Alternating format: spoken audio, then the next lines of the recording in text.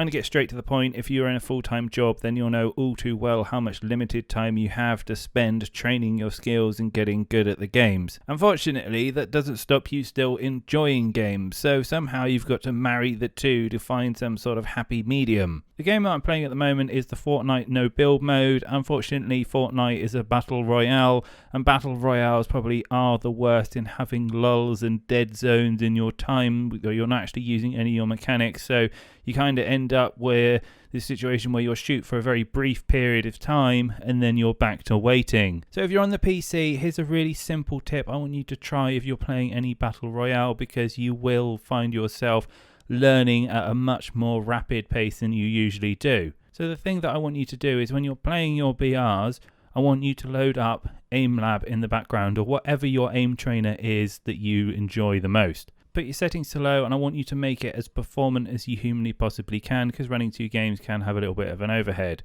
And when you die, all you're going to do is you're going to switch into a map that you are finding comfortable. I will name a couple that I think are really good for just intermediary play, and use that time to continue to work on your aim.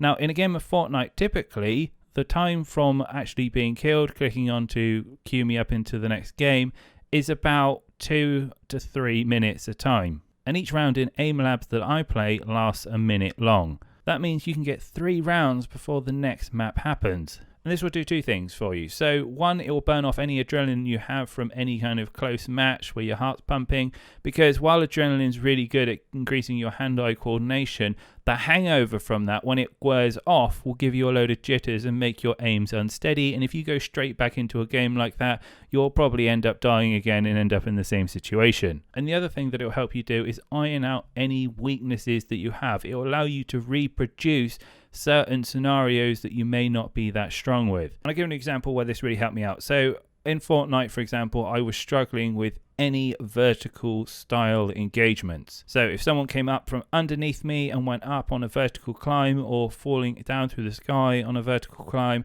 I would just fall apart, die, and instantly become dead. So I had RA Bounce Track Easy on a playlist, and I just played that between the games, and that helped me immensely, just keeping myself fluid with that movement, helping me practice that hand-eye coordination, and I got a lot better with those engagements. And instead of losing all of them, I started to win a few of them and more of them until it was all of them. And then when other scenarios came up that I wasn't winning in, I can then tailor the playlist to play those between each of the rounds. This might be really obvious to some, or you may already be doing it so, but for those who haven't thought about doing it, give it a shot. It will help you loads. And as usual, if any of these tips are really useful to you, just share them with other people. I'm doing it because I just enjoy sharing knowledge. And if you want more tips like this, then come back, hit the subscribe button, and we will discuss more things.